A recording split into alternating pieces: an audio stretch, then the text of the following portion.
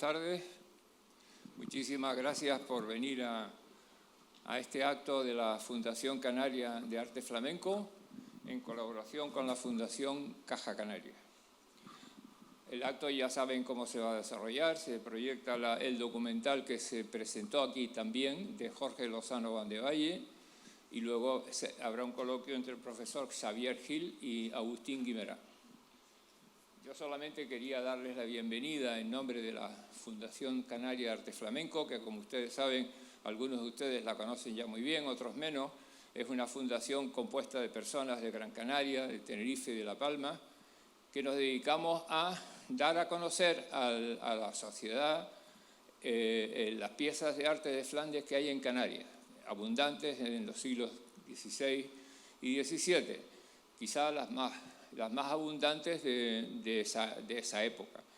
Y obviamente no pretendemos descubrir ningún Mediterráneo porque ya los cabildos se ocupan y bien de la conservación y de la restauración de las piezas, los obispados también, sobre todo quizá también el gobierno de Canarias, frente a una época anterior en la cual nadie se ocupaba. Incluso no se sabía quiénes eran los autores de las piezas. Es decir, ha sido un cambio total de conservación y de divulgación de estas piezas. Sin embargo, nosotros desde la sociedad civil, con una modestia absoluta, pero que no por eso nos paramos, seguimos ayudando a todas estas instituciones a descubrir el tesoro artístico que tenemos. Y este acto es uno más de esa serie y esperemos que habrá muchos más. Y ya no quiero quitar más tiempo porque ahora viene el profesor Agustín Guimerá y les explica en qué va a consistir el acto de hoy. Gracias. Buenas tardes de nuevo. Simplemente las gracias. Primero a Roberto Martín, que ha sido un colaborador a pie, en la sombra, ayudándonos a organizar este acto, la parte logística. El agradecimiento por la presencia de Jorge Lozano Vandevalle y su mujer, que fueron los autores de este primer documental de esta noche. También agradecer la presencia de algunos representantes del excelentísimo Ayuntamiento de Santa Cruz y también a personas como Rafael Machado Salazar, que también nos ha ayudado mucho con su legado flamenco familiar, etcétera. Yo creo que podemos estar muy satisfechos. También tenemos aquí al profesor José Miguel Rodríguez Llanes de la Universidad de La Laguna, que ya ha colaborado con nosotros en el tercer documental y que estuvo aquí en esa noche con una tertulia con la profesora Ana Viña. En fin, estamos en una reunión de amigos. Y también, cómo no, darle las gracias a Juanma, como lo conocemos, Juanma Santana, el diseñador que ha hecho el programa que tienen en sus manos con una exquisita profesionalidad. Y nada más, vamos a disfrutar de este documental y luego a continuación tendremos una tertulia sobre el contexto histórico de la época, en este caso el contexto internacional de la monarquía hispánica. Que lo disfruten. Buenas tardes de nuevo. Por favor, Xavier, toma asiento. ¿Qué? ¿Lo han pasado bien? Espero que sí, porque Jorge Lozano, aquí presente, ha hecho un trabajo magnífico de recopilación en un corto espacio de tiempo y además, aparte de la obra de arte expuesta y el discurso didáctico del profesor Pérez Morera, a mí también me ha gustado mucho la música y me ha gustado mucho los paisajes. Los que no conozcan La Palma estarán tentados de coger el barco, el avión y plantarse allí mañana, ¿no? Presento ahora al profesor Xavier Gil, catedrático de Historia Moderna de la Universidad de Barcelona, un amigo ya de muchos años. Nos conocimos, me parece que en el 84, ¿no? En Cataluña, es decir, ayer. Y gran experto en historia política en la Edad Moderna, aparte de ser miembro de la Real Academia de la Historia, que no está nada mal. Él amablemente ha cedido a venir a Tenerife a acompañarnos para hablarnos precisamente del contexto político de la monarquía hispánica y Flandes para entender por qué diablos los flamencos estuvieron en Canarias y estas relaciones tan complejas con el norte de Europa, entre el protestantismo y el catolicismo, ¿no? Entre el imperio y el reino, entre la Baja Edad Media y los principios de la moderna, ¿no? Yo creo que podremos pasar un buen rato. Luego daremos un pequeño tiempo para las preguntas, porque como siempre le decía yo a Xavier, que estos temas podían ser un seminario o un curso de 10 horas. Entonces vamos a intentar los dos ser muy disciplinados con nosotros mismos para poder hacer una cosa plausible y que sea fácilmente entendible por el gran público. Yo, para empezar, diría, ¿por qué fueron tan importantes las antiguas 17 provincias de Flandes en el contexto de la monarquía hispánica? Bueno, antes que sigamos con las preguntas, vamos a ir presentando unos mapas y algunas imágenes que mejoren el discurso. La siguiente, por favor. Ellos activan, ¿no? Ustedes activan. ¿Aló? ¿Habla? ¿Sí? Sí. Pasen la siguiente, por favor. Yo voy a decir la siguiente. Ah, ya, dame esto. Sí, perdón. Anda, ahora está. Mira, si te pones un poco de lado podrás entender. Bueno, ante todo, antes de contestar a esta primera pregunta, naturalmente es de rigor y un gusto hacerlo, expresar mi agradecimiento a la Fundación Canaria de Arte Flamenco por la invitación de participar en la primera de estas 3 jornadas a lo largo del mes de mayo y con la mediación del buen amigo y excelente experto en esta y muchas otras materias, el Agustín Guimera Rabina. Realmente es un regalo el que he recibido para venir aquí, además el viaje hasta Santa Cruz y conocer y apreciar esta meritoria tarea que lleva a cabo la Fundación para preservar, catalogar, difundir esta joya de arte flamenco de la cual hemos tenido una primera muestra así de atractiva en el excelente documental que acabamos de ver. De tal modo que es de rigor, repito, expresar en la persona de su presidente, el señor don Tomás Van de Valle, mi más sincera gratitud y agradecimiento. En cuanto a la pregunta así formulada, el papel de los Países Bajos y su vinculación con la monarquía española, una monarquía que en aquellos mismos años, a través de los reyes católicos, se estaba configurando como unidad política territorial con un dinamismo extraordinario, pues procede de dos, circunstancias, de dos hechos. El primero, intrínseco de los Países Bajos, una zona de las más prósperas, de las que tenía una mayor densidad de población de toda Europa, comercio, gozaba de un florecimiento artístico de primera y, en particular, ahí se desarrolló la etiqueta borgoñona, una etiqueta que adquiriría una enorme proyección cuando Carlos V, en estos años en que nos estamos ocupando, la incorporó y fue la etiqueta de la corte española y así prosiguió a lo largo del tiempo. Por lo tanto, los Países Bajos de por sí son un foco de irradiación en todos los criterios valorativos de la época y nuestros: densidad de población, dinamismo comercial, favorecido también por el que luego será una circunstancia que pesará en momentos futuros, las vías fluviales. Por el otro lado, la segunda circunstancia es la vinculación política, primero dinástica, que mantuvo, que incorporó, que vinculó exactamente. Aquí tenemos a los dos protagonistas. Felipe el Hermoso casa con Juana de Castilla. Felipe el Hermoso es hijo del emperador Maximiliano I, Juana es hija de los reyes católicos. En 1496 y 97 se produjeron dos enlaces de gran trascendencia que, por un lado, vincularon la dinastía española de los Trastámara con la Casa de Borgoña y la dinastía de los Habsburgo.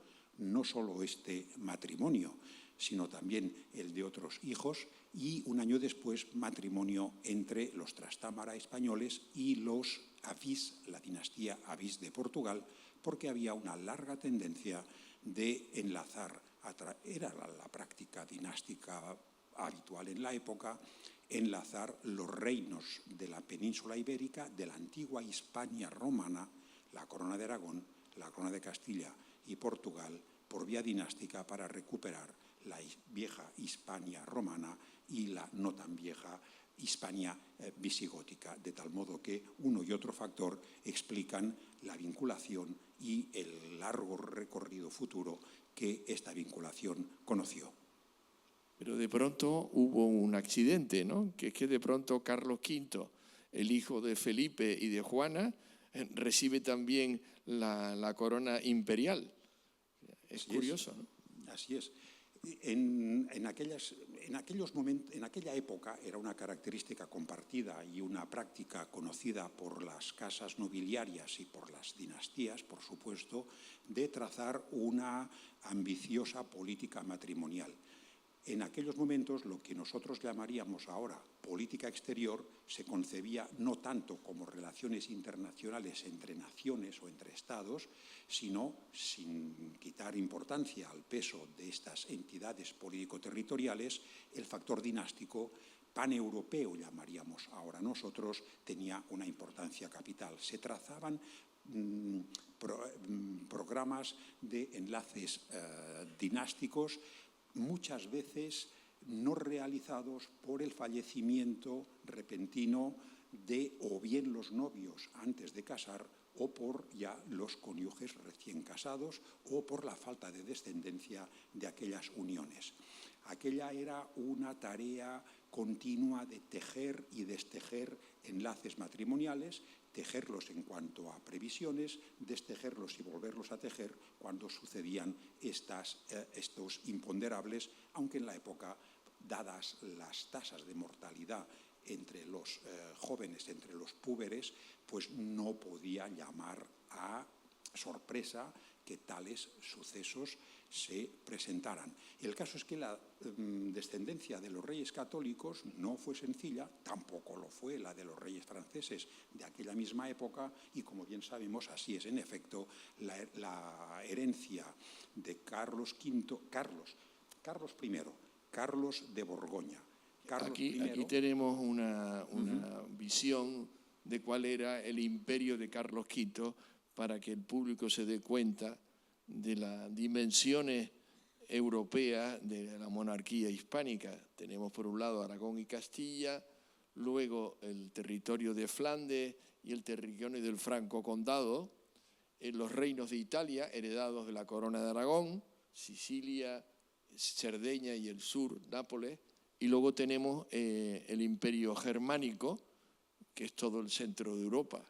Estamos hablando de una gran extensión y además unos reinos diversos, con diversas prioridades, diversas vocaciones políticas, económicas, diversos contingentes sociales, ¿no?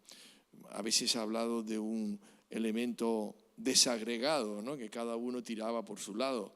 Y en ese sentido, la primera cosa que me gustaría resaltar en tus trabajos es que no estaba tan desagregado como siempre nos han contado en la historia, ¿no? Bueno, sí y no. De nuevo, mirado que es la tarea propia de historiadores, los sucesos de los que nos ocupamos con la mirada, con la óptica, con la sensibilidad, con las expectativas de la época, esa era una práctica totalmente común. Y entidades político-territoriales más o menos cohesionadas entre sí, pues las había de todo tipo. El caso de Carlos V es rigurosamente excepcional. juzgado por los coetáneos, juzgado por el momento presente. Sumó, como aquí vemos en este mapa, las herencias españolas, corona por parte de madre, Juana, la reina doña Juana, es decir, la corona de Aragón, la corona de Castilla, como ahora tú has dicho, los dominios italianos y también, que no aparecen en el mapa, para esta época, cuando Carlos llega, ya está la Nueva España apenas incorporada a los dominios. Por parte de padre, Felipe el Hermoso heredó el Franco Condado y los Países Bajos. Herencia por parte paterna, por parte materna. Y luego, un poco después, por vía electiva, accedió a la dignidad imperial. Era una de las pocas, y además la imperial, dignidades a las que se accedía no por derecho hereditario, sino por derecho electivo. Tal suma es a todos los efectos excepcional. Entonces, mayor o menor grado de cohesión, a ojos nuestros, que sabemos lo que serán los grandes estados más o menos unificados del siglo XIX o del siglo XX, nos da una impresión de desconexión territorial, lejanía, y podemos verlo más bien con esta óptica que nos podría parecer desagregado. Pero es inevitable que esto proceda de nuestra mentalidad, que estamos habituados a verlo conforme a las pautas político-estatales contemporáneas.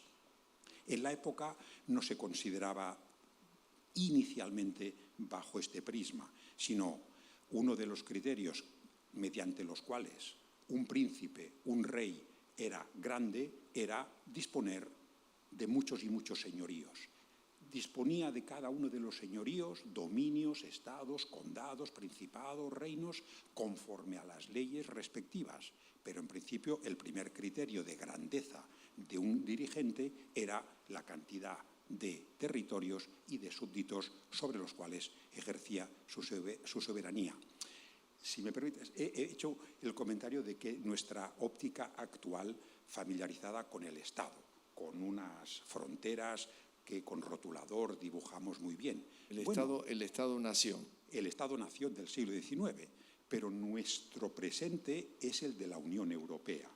Y se ha dicho que la Unión Europea, en cierto sentido, en tanto que una instancia supraestatal, pues nos puede ayudar a entender mejor las dinámicas de aquella época, porque también asistimos en los debates nuestros, de nuestra opinión pública, si la Unión Europea está más o menos cohesionada, si es fácil o difícil coordinar los intereses estatales, locales, no es lo mismo estar en el Egeo que estar en el Mar del Norte, etcétera, etcétera.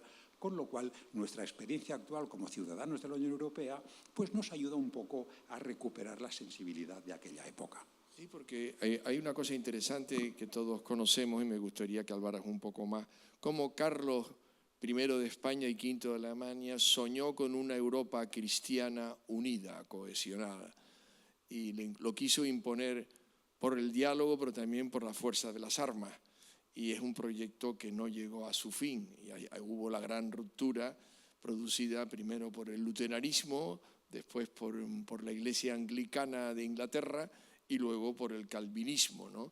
Que fueron terribles. En ese sentido me gustaría que hablaras un poco de las guerras religiosas, que entienden muy bien, que explican muy bien el contexto de la contrarreforma española, me refiero católica, y también la presencia de flamencos en Canarias, católicos, que tienen que cuidarse muy bien las espaldas con la Santa Inquisición, como se ha mencionado hace pocos minutos en el propio documental. La tarea del emperador desde la época de Carlomagno, que se proclamó con mayor o menor verosimilitud heredero del Imperio Romano de Occidente, en una época en que el Imperio Romano de Oriente estaba vigente y todavía tenía muchos siglos por delante, en la época medieval y en la época de Carlos V, en pleno Renacimiento, el ideal universalista del Imperio germánico en el terreno secular y el ideal de la única iglesia cristiana en el terreno espiritual tiene mucha fuerza. Y se considera que los dos, en el terreno secular y en el terreno espiritual, pues han de fomentar, Papa y Emperador, la concordia, la paz entre los reinos cristianos, una tarea que, bueno, pues no era fácil de cumplir, por cuanto cada rey cristiano tiene, pues, sus dinámicas y sus objetivos. Pero este era un ideal muy vigente en época renacentista. No es una rémora o una inercia de tipo medieval. Justamente la excepcionalidad de los dominios que recayeron en Carlos V revigorizó la idea de la universalidad y de la capacidad para conseguir su fin de paz entre los reinos cristianos, que permita a los súbditos respectivos una paz terrenal y encaminar su vida hacia la salvación. Pero la Reforma protestante muy pronto desbarató estas expectativas y finalmente acabó provocando su puro fracaso, finalmente después de las guerras de religión, que es una etapa larguísima de la historia de Europa en la que la intolerancia era la norma para unos y para otros, y que así se denomina, y que empieza con la primera. Son guerras de religión que tienen un contenido, guerra civil en el interior de los reinos o territorios, y enseguida un contenido internacional, por cuanto los correligionarios respectivos ayudan a los propios, y es una conflagración de alcance europeo en que los príncipes y las confesiones religiosas que abrazan pues confluyen en esta larga etapa de guerras de religión que empezó en el seno del imperio, luteranos contra católicos. Los luteranos, en tanto que anticatólicos, son antiimperiales, década de 1530, y se considera que las guerras de religión perduraron hasta últimos del siglo XVII, las puertas del siglo XVIII, más de un siglo y medio en que la religión fue el factor clave, no el único, de las alianzas, de las guerras y de las dinámicas internacionales. Bueno, y ahora quisiéramos ir avanzando. Bueno, aquí tienen ustedes el magnífico cuadro de Tiziano en el Museo del Prado de Carlos V en la batalla de Mühlberg, que aunque ahí parece como un caballero vencedor, al poco tiempo tuvo que retirarse porque estratégicamente no fue sostenible esta campaña, ¿no? Pero no cabe duda de que esto es un ejemplo del intento de crear una Europa cristiana cohesionada, ¿no? Pero que fracasó. Esta batalla de Mühlberg es justamente una victoria en el terreno bélico aplastante, conseguida por Carlos y el bando católico de esta guerra civil en el seno del imperio contra los príncipes luteranos. Y aquí, en un terreno estético, que no es mi campo de especialización, pero en fin, es un cuadro de solemnidad propia de emperador romano, el retrato ecuestre, y luego el semblante de Carlos no es un semblante alegre. Se supone que cabalga en solitario a la caída de la jornada victoriosa para él y para la causa católica, pero no está radiante como vencedor, sino que nos aparece, y ahí está Tiziano, cari acontecido, porque es una victoria sobre sus súbditos, que aunque protestantes son sus súbditos, y está provocando estas grietas cada vez más profundas en el ideal unitario que perseguía. En efecto, así es. Y entonces, avanzando en el tiempo, porque no queremos abusar del público respetable, vayamos a Felipe II, su hijo. Felipe II también heredó unos territorios inmensos. Aquí tienen ustedes las posesiones de la corona, de la monarquía hispánica. A mí me gusta hablar de monarquía hispánica, no española solamente, porque aquí tienen de nuevo los territorios que hemos descrito en Europa, donde ya se ha desagregado el Sacro Imperio Germánico, porque ha caído en manos del hermano de Carlos, que es Fernando, no me acuerdo qué número. Fernando I. Fernando I, que por lo visto fue un buen monarca, ¿no? Tiene fama, se han reivindicado la figura de Fernando en las últimas investigaciones y publicaciones, y incluso hay exposiciones muy interesantes de arte. Lo he visto con más mano izquierda que el último Carlos, que con los años se fue endureciendo de carácter. Y luego, en la parte superior izquierda, ven ustedes los territorios ya conquistados por el Imperio Español en América y en Filipinas, y con la unión de la corona de España y Portugal en 1580, según los historiadores. En ese momento la monarquía hispánica llega a su máxima potencia o nivel hegemónico a nivel mundial, aunque hubieran perdido ya el imperio germánico. Pero están los mismos nubarrones de religión y política. ¿Podrías contarnos un poco? Así es, aquí tenemos en el recuadro superior izquierda marcados los dominios ultramarinos, tanto los propiamente españoles como los portugueses. Tenemos el litoral de Brasil, tenemos presencia portuguesa en las islas, en Indonesia, y por lo tanto aquí tenemos los dominios de Felipe en tanto que rey español y en tanto que rey de Portugal.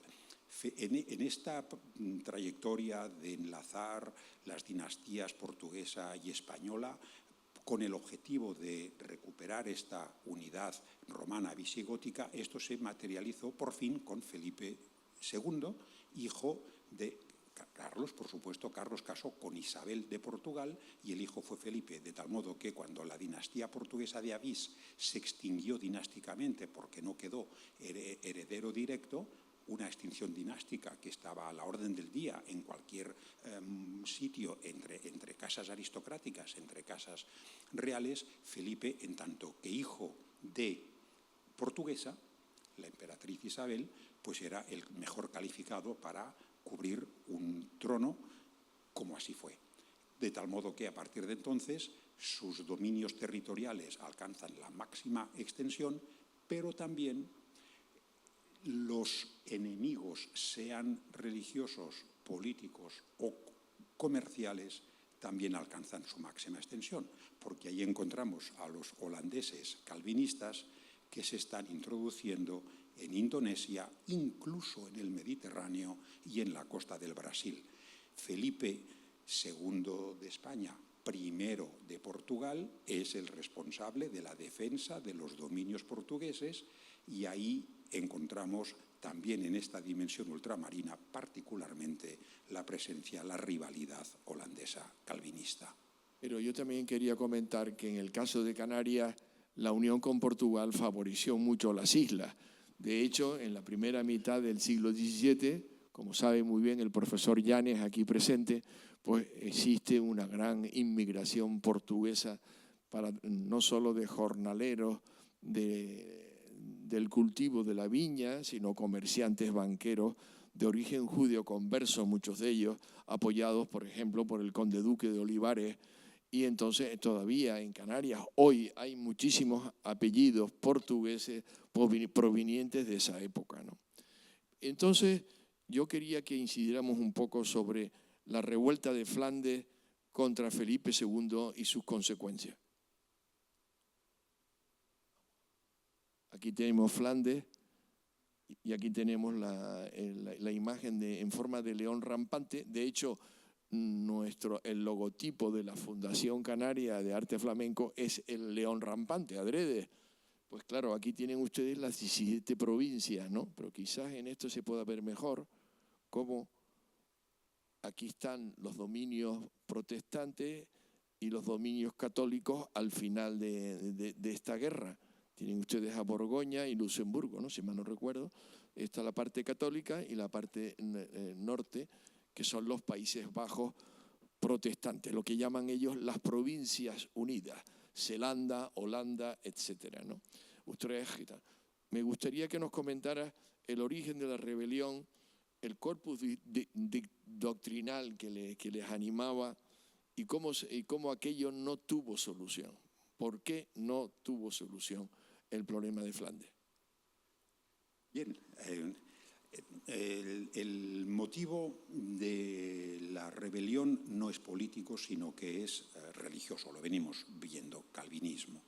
En una época en que tanto el catolicismo, como con el Concilio de Trento, como el calvinismo y también el anglicanismo, mediante concilios o sínodos, definieron de una manera muy clara la ortodoxia confesional respectiva y la militancia de defender su ortodoxia correspondiente. De tal modo que la rebelión holandesa es rebelión calvinista holandesa. Sus puros inicios es cuando Felipe regresa a sus dominios españoles.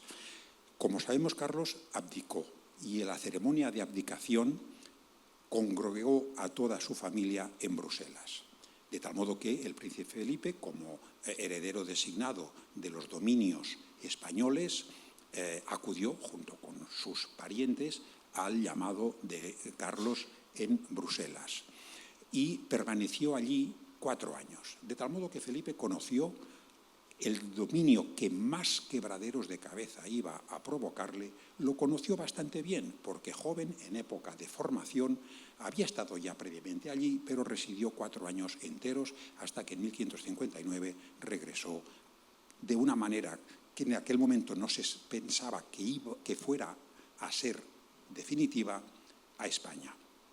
Dejó una guarnición de 3.000 soldados porque en aquel mismo año se había producido una paz entre Francia y España, las famosas guerras en que Fernando el Católico, Carlos V, Francisco I venían librando.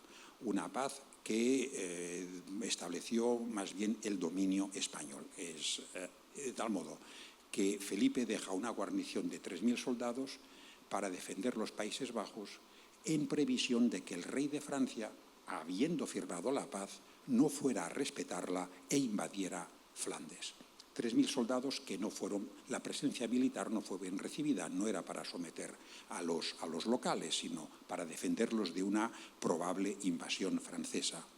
Y luego hubo otras cuestiones de tipo religioso, en cumplimiento de acuerdos del Concilio de Trento, la ampliación de los obispados, el establecimiento de un embrión de Santa Inquisición, de tal modo que los motivos religiosos y muy pronto los políticos, los privilegios locales, se entremezclaron y fue el origen a partir de 1566. Sobre todo hemos visto la razón de la llegada de imágenes del mundo anglicano por la iconoclastia. En 1566 se desarrolla en los países, en las provincias calvinistas, una furia iconoclasta, que es claramente el inicio de la rebelión religiosa, que luego ya tiene carácter militar y político. La furia iconoclasta fue un shock en el mundo católico. Hay que tener presente, ponerse en la mentalidad de la época, ¿no? En el mundo católico, también en las propias provincias, en las propias 17 provincias en los Países Bajos, porque era una minoría extraordinariamente activa la que perpetró semejante destrucción de imágenes y objetos litúrgicos. Y luego el hecho de la imposibilidad de una libertad religiosa en aquella época, ¿no? Es que estamos hablando tenemos que quitarnos la cáscara del siglo XXI e intentar ponernos en la figura de un monarca, de un papa de Roma, en la cual la libertad religiosa era una cosa imposible de alcanzar. De hecho, los propios anglicanos eran los más duros con los católicos, como ustedes saben, con los problemas que existieron, por ejemplo, en la Irlanda católica, ¿no? Es decir, la libertad religiosa, que era lo que pedían los príncipes holandeses del norte de Flandes, no era posible, ¿no?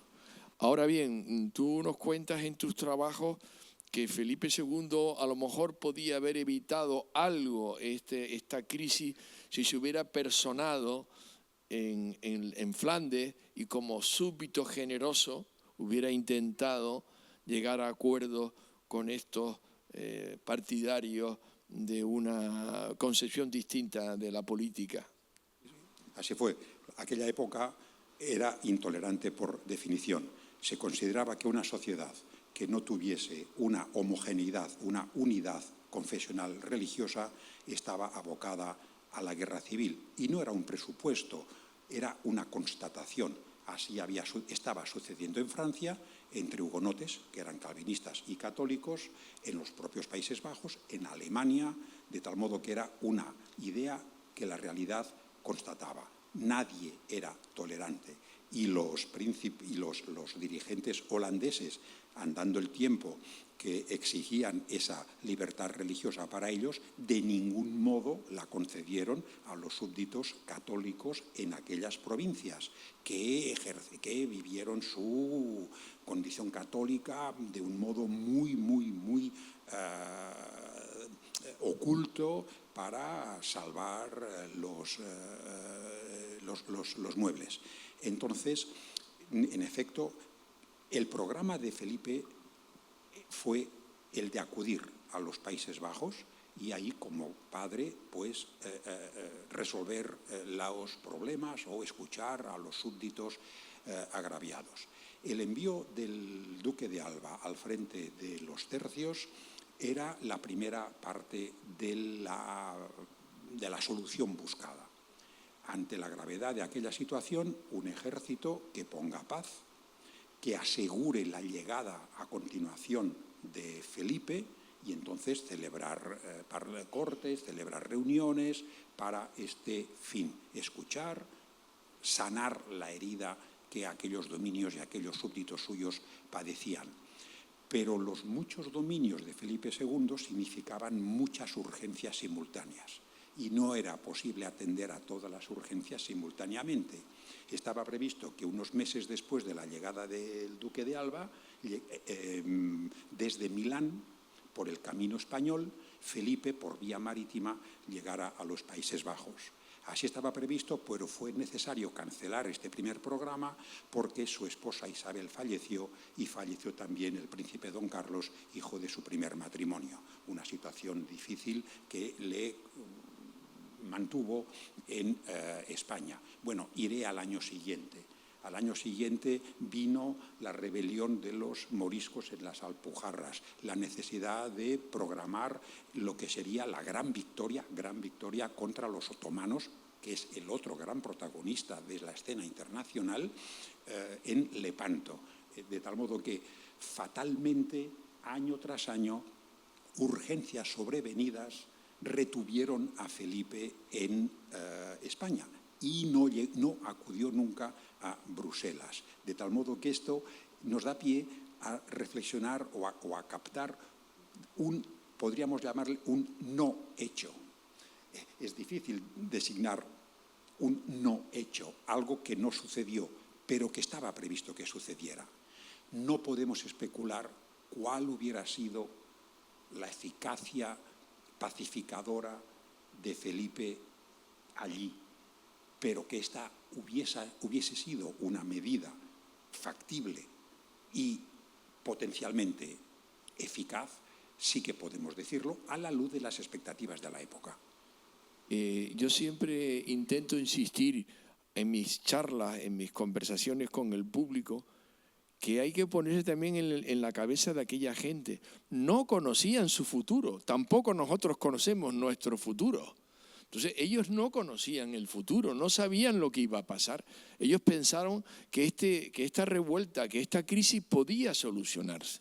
Pero las cosas derivaron de tal forma que fue una guerra a muerte en la cual tardaron muchísimos años hasta la paz de Westfalia en 1648. Sí, estamos hablando desde 1566 hasta 1648. Una historia de una guerra muy larga y muy costosa que costó muchísimas energías, hombres y dinero para la monarquía hispánica. En ese sentido, quería poner otra interesante. Aquí tienen ustedes a Guillermo de Orange, Nassau, se dice Nassau, ¿no? El gran líder de la rebelión de los Países Bajos del Norte contra Felipe, ¿no? Fue un hombre que incluso a él podía haber pactado con Felipe si se hubieran dado las circunstancias, según he podido colegir. ¿Me equivoco? El príncipe Guillermo de Orange era uno de los... acabó siendo el líder, a falta de mejor palabra, de la rebelión.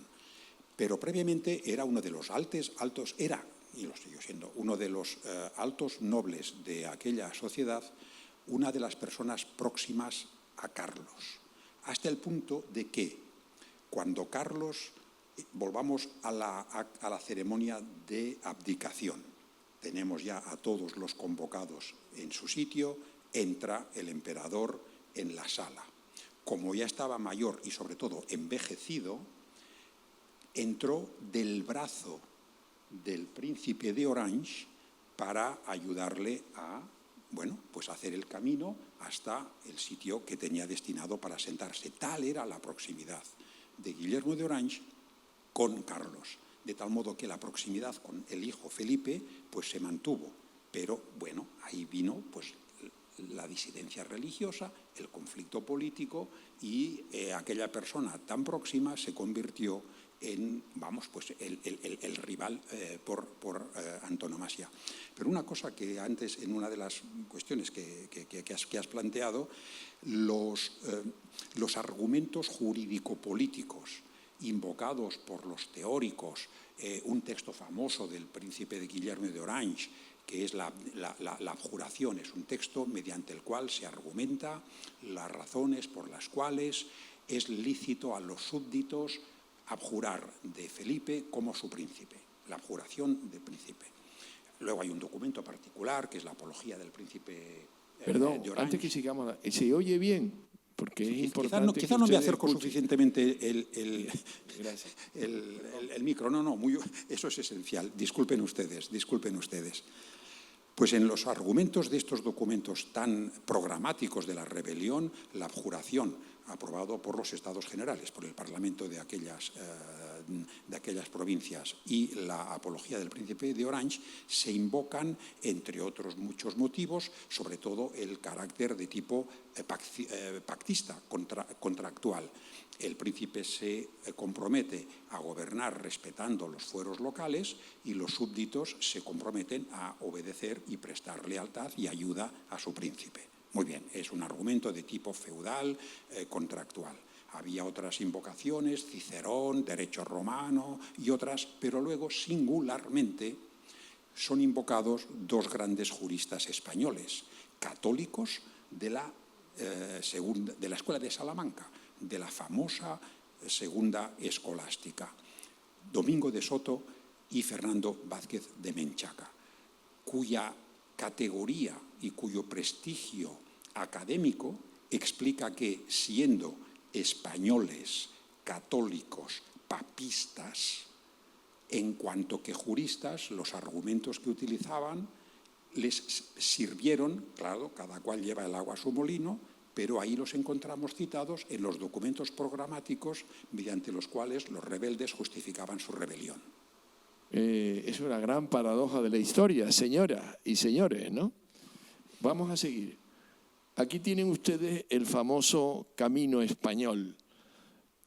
Ustedes recuerdan la expresión poner una pica en Flandes. Aquí la tienen. ¿Cómo costaba poner un soldado con su pica desde los territorios peninsulares en Flandes? Que tenían que ir por vía terrestre porque la vía marítima estaba cortada por los corsarios holandeses y por los corsarios ingleses, no hay que olvidar, y la navegación por el Golfo de Vizcaya y la aproximación al Canal de la Mancha es terrible, y si no que lo digan los navegantes que están en esta sala de veleros, pues la forma de llegar era a través de los territorios precisamente españoles, desde Barcelona, de Cataluña, hasta Milán, o desde la propia Nápoles hasta Milán, y luego ir al territorio del Ducado de Borgoña, y luego, mediante Luxemburgo y por Colonia y Maguncia, llegar por fin a los Países Bajos católicos, los del sur.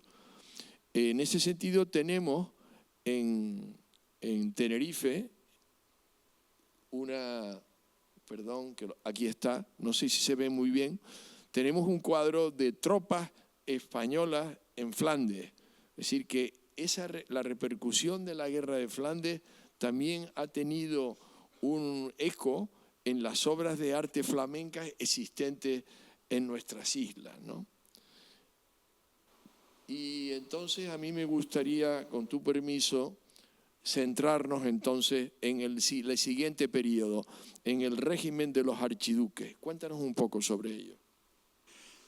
Felipe II envejece, falleció en 1598, un reinado largo, una vida longeva para los criterios, en fin, para la esperanza de vida de la época.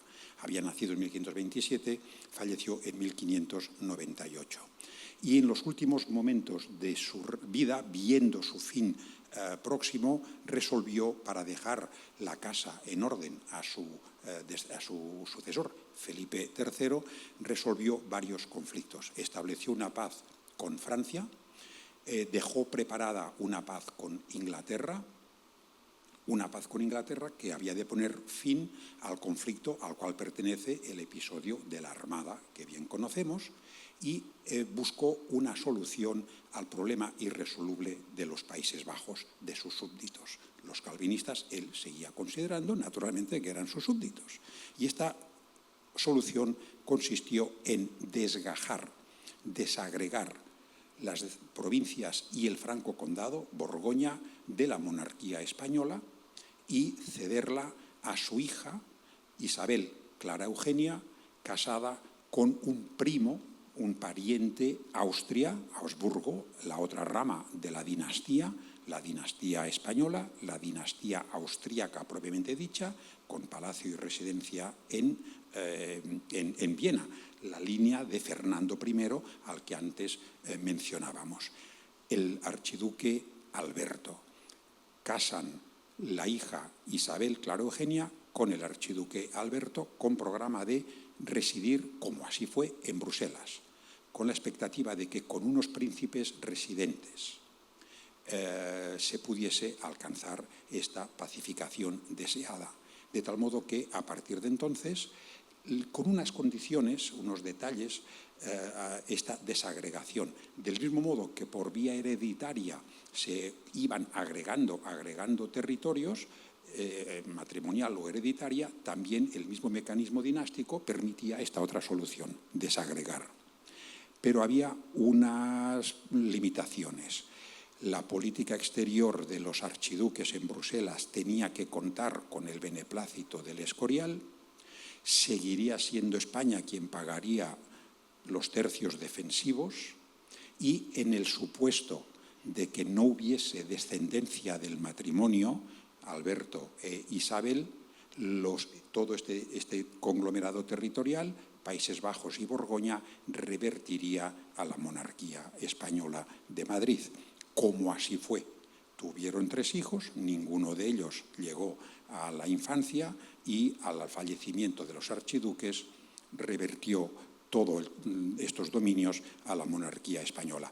Pero antes, esto se supo al final, que no iban a sobrevivir los hijos. En tanto esta fórmula se puso en práctica, despertó grandes expectativas de pacificación, de reunificación, con el problema de la disidencia religiosa pendiente de resolución, por supuesto, y además conoció el mundo de Flandes, católico, Bruselas, un extraordinario esplendor artístico. Pintor de cámara de los archiduques, Alberto e Isabel, era nada menos que Rubens. Y este es, digamos, el caso más descollante, pero de una floración artística, un bienestar económico y sobre todo unas expectativas que no se materializaron. En ese sentido, hay que recordar que en el Museo del Prado tenemos muchísimas obras de Rubens y de Velázquez que tenían una gran relación como artistas de la misma época, contemporáneos, coetáneos, ¿no? Y en ese sentido hay cuadros que se ven a los 2 archiduques visitando a un coleccionista de arte de Bruselas o de una de las ciudades de los Países Bajos católicos, en que está resumido todas las obras de arte de aquella época, como dando a entender que ellos han sido mecenas de las artes, protegiendo a diferentes artistas de su época. Quiero decir que fue un periodo interesante, ¿no? El periodo de la tregua, porque la tregua con Holanda, con los Países Bajos del Norte, se firma en 1609 y eso permite durante una serie de años una prosperidad económica y una estabilidad política que permite el desarrollo de las artes que estamos hablando. ¿Estás de acuerdo? La tregua se estableció en 1609, como has dicho, entre las provincias calvinistas y las provincias católicas. Una tregua auspiciada por los archiduques y que Felipe III pues, admitió. Y se puso en vigor tregua de 12 años, en cuya negociación, además de las cuestiones conocidas desde los orígenes, disidencia religiosa, vista la disidencia desde un lado y otro, claro, el disidente siempre es el otro. Además de las razones religiosas y de las razones políticas, la cuestión de guerra comercial y competencia comercial cada vez adquirió más importancia. Los negociadores de los archiduques exigieron que los holandeses dejaran de bloquear el río de Amberes, porque con el río bloqueado, el gran puerto de Amberes pues, estaba en horas bajas. Y luego la creciente presencia a la que antes hacíamos alusión de los holandeses en espacios ultramarinos, tanto españoles en el Caribe como portugueses. Lo hemos visto en el mapa, en Indonesia y en el Brasil. El factor de competencia colonial ultramarina, con el paso de los años, acabó siendo un elemento que impidió durante muchos, muchos años los acuerdos que se seguían buscando, pero que nunca cuajaban en una paz definitiva. La tregua se estableció por 12 años y cuando expiró la tregua, los halcones de Ámsterdam y de Bruselas se impusieron diciendo prolongarla no, hay que volver a las armas. En ese sentido coincide, como dice el amigo Xavier, con la expansión comercial y naval, es decir, como fuerza, como potencia naval militar en el mar de Holanda, de los Países Bajos del Norte. Y esto es un ejemplo, hemos puesto aquí el ataque del almirante holandés Peter van der Does a las Palmas de Gran Canaria en 1599, unos años anteriores a los que estamos hablando, y cómo en esa época también se producen ataques holandeses en las Indias Occidentales, en portuguesas o españolas. Una de las flotas de India de La Plata, las famosas flotas de La Plata, fue capturada en la bahía de Matanzas por un almirante holandés, que fue un desastre desde el punto de vista económico, y también fueron atacadas las islas de Cabo Verde. Entonces la potencia marítima de Holanda fue muy, muy importante y se prolongó durante el siglo XVII, porque también se convierten en grandes transportistas. Como luego serían los ingleses en el siglo XIX, en el siglo XVII los grandes transportistas son los holandeses. Pero hay una cosa que me ha interesado de tus estudios, de cómo la presión de Francia, el gran coloso de Francia, no se olviden de Francia, que no hemos hablado de él, pero Francia es el doble de población, el doble de superficie y de recursos que lo que es la península ibérica. Era un coloso que a tener en cuenta, y además atizaba siempre las guerras de los súbditos de la monarquía hispánica contra sus monarcas, en ese juego de intereses, ¿no? Cómo hay una aproximación entre las Provincias Unidas y la monarquía hispánica a partir de 1648, de la paz de Aquisgrán. ¿Nos puedes contar un poco? Así es. Francia era país católico, con las guerras civiles que hemos mencionado, que duran prácticamente toda la segunda mitad del siglo XVI. Son guerras de religión, civiles, que atrajeron a los correligionarios extranjeros, como hemos dicho, salpicada de paces que quedaban siempre como letra muerta, como de papel mojado. Finalmente, se acaban las guerras de religión, Enrique IV, y Francia va recuperando un protagonismo que durante tanto tiempo no había podido tener por la situación interior que padecía.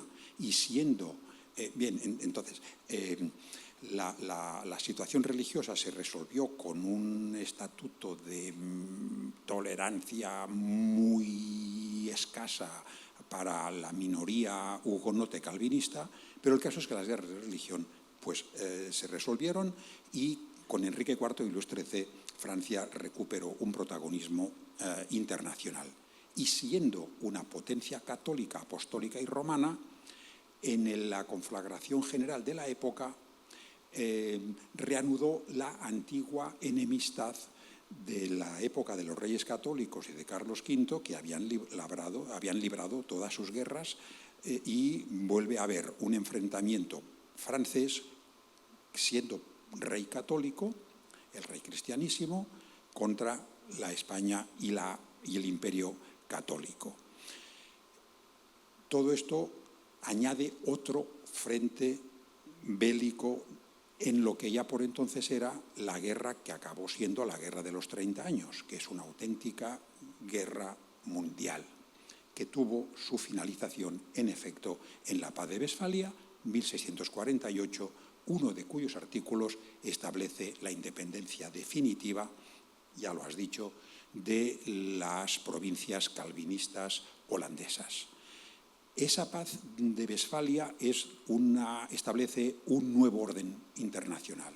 Hasta entonces las paces habían sido sobre todo bilaterales. Los dos países que están en guerra establecen una paz y demás. Como la guerra de los 30 años a la que puso fin fue una guerra de alcance mundial, porque también se libraba en el Caribe, se libraba en Brasil y demás, es una paz multinacional, diríamos hoy en día, y establece un nuevo orden mundial, en cuya secuela se produce esta paradójica situación en que Holanda, independiente, y España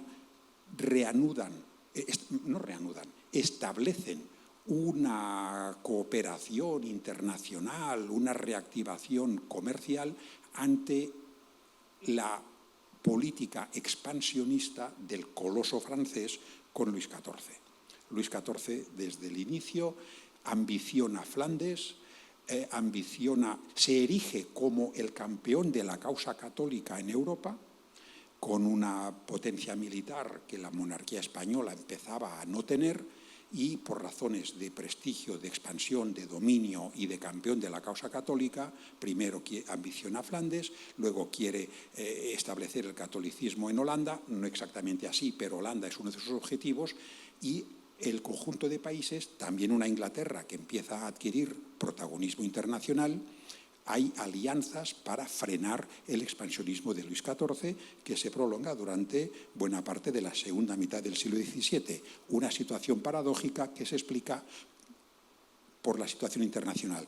Igual que las razones por las cuales la rebelión, si reculamos un poco en el calendario, resultó irresoluble, entre la cantidad de factores que lo explican, uno de definitivo es el juego de relaciones internacionales, los apoyos que recibieron los holandeses. Pues ahora la misma situación internacional empuja a España y Holanda a una cooperación nueva y explica la nueva situación tras Westfalia y con este expansionismo de Luis XIV.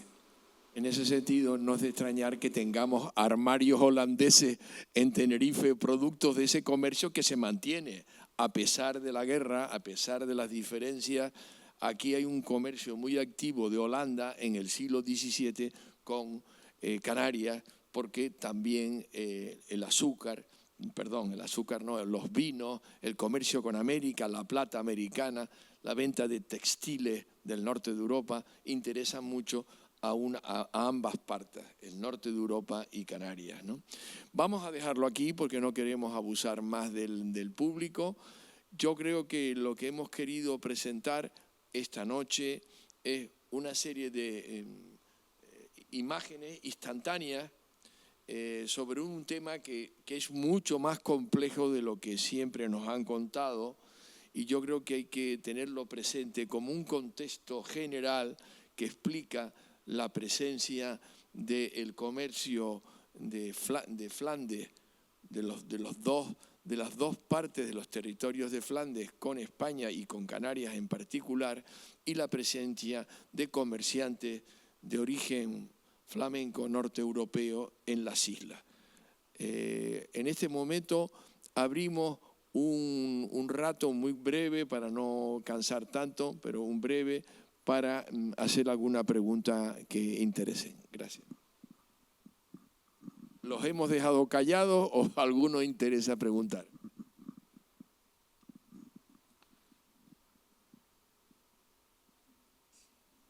No veo ninguna mano inocente que levante la cabeza. Los hemos dejado callados, Xavier. Bueno, pues muchísimas gracias. Un momento.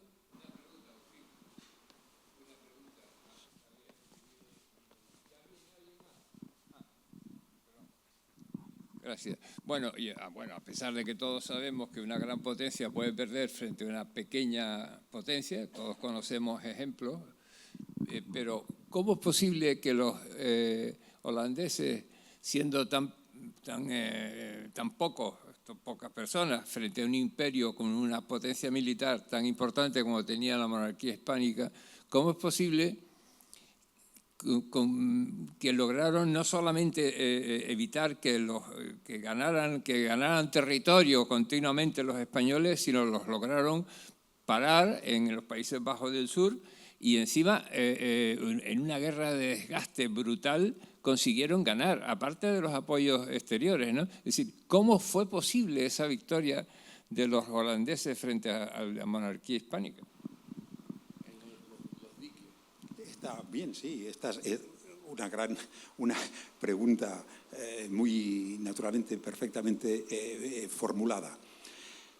A últimos del siglo XVI e inicios del siglo XVII, un descendiente de Guillermo de Orange que hemos visto llevó a cabo una reforma de la organización militar holandesa que tuvo finalmente una gran expansión y todos los ejércitos del momento lo acabaron adoptando. Pero se dotaron de una eficacia de tiro y lo que en el ejército es el movimiento repetitivo con el arma, etcétera. Se llevó a cabo una reforma de tipo militar para mejorar la capacidad de tiro que durante unos años pues, le dio una ventaja en el campo de batalla, aunque luego de inmediato se vio la eficacia y fue adoptado por todos los países beligerantes de la época.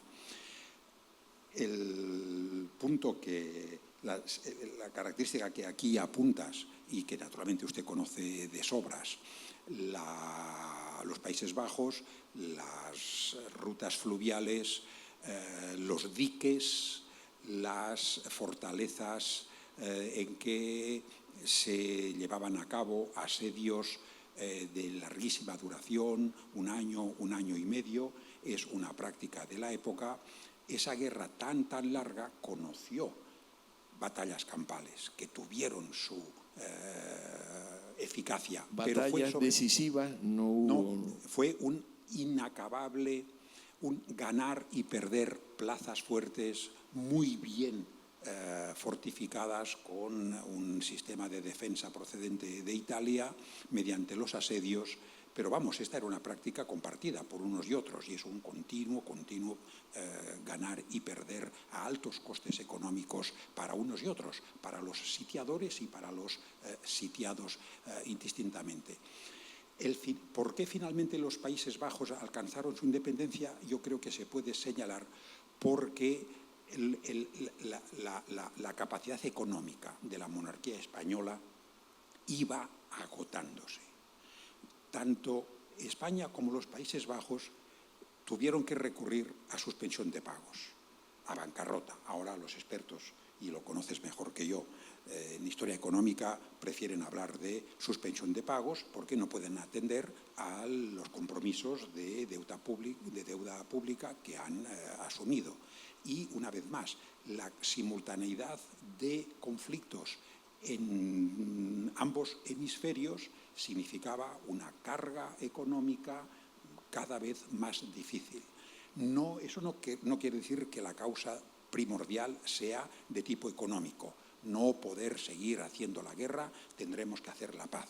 Había presiones del imperio, católicos, que decían hay que acabar de un modo u otro. Había el precedente de la tregua de 1609, que durante unas cuantas décadas, 1630, hasta que se llega a Westfalia, se vuelve a poner sobre la mesa. Recuperemos aquello como fórmula de paz definitiva.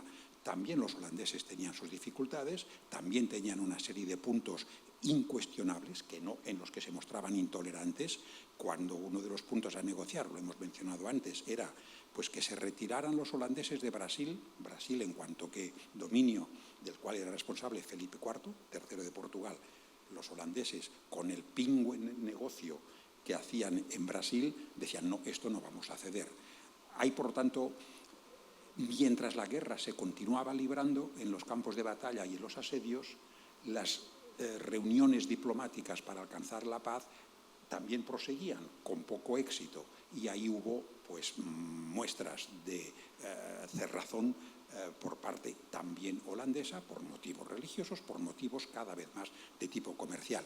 Finalmente, es, sin exagerar, una cuestión de la que hemos hablado, sin exagerar el alcance, la profundidad, la gravedad de la decadencia española, sin duda las dificultades de seguir persiguiendo aquel objetivo de recuperar aquellas provincias, con el paso de los años, con el paso de las generaciones, finalmente se persuadió de que era imposible, y favorecido por la paz de Westfalia, ese concierto internacional en que todos se animan a los demás a establecer una paz general, se llegó a este fin. Es decir, ese larguísimo conflicto encontró su final no en una paz bilateral. Sí lo había sido la tregua, pero la paz final que establece la independencia no fue bilateral, fue favorecida por este gran concierto diplomático internacional, la paz de Westfalia. Y andando el tiempo, los holandeses también conocieron su decadencia, perdieron los dominios en Brasil que no quisieron ceder, los perdieron finalmente por vía militar. Y a inicios del siglo XVIII, Holanda conoció su decadencia. La próspera Holanda y la dominadora de los mares, carreteros del mar les llamaban, pues bueno, los grandes imperios conocen tarde o temprano su etapa de decadencia. De todas maneras, el estudio militar de la rebelión de los Países Bajos y la guerra en el Países Bajos sería motivo de otra charla en la cual hablaríamos de estrategia, de operaciones, de logística, de táctica, de territorio y, por lo tanto, de dinero, porque una guerra es dinero, dinero y dinero. En este momento, los Estados Unidos están llevando a cabo una operación militar en Oriente Medio costosísima, porque tienen capacidad económica para hacerlo y para endeudarse, porque la deuda de Estados Unidos en este momento es muy grande. Por lo tanto, eso es un tema más complejo que podemos abordar en otro momento de nuestras reuniones. Gracias por vuestra asistencia, y ya saben que el próximo lunes tenemos un segundo documental sobre Tenerife y Flandes del realizador Roberto Ríos, nuestro amigo Roberto, y con una tertulia con el profesor Manuel Lobo, catedrático de Historia Moderna de la Universidad de Las Palmas de Gran Canaria, sobre los flamencos en las islas de la Macaronesia. Muchas gracias.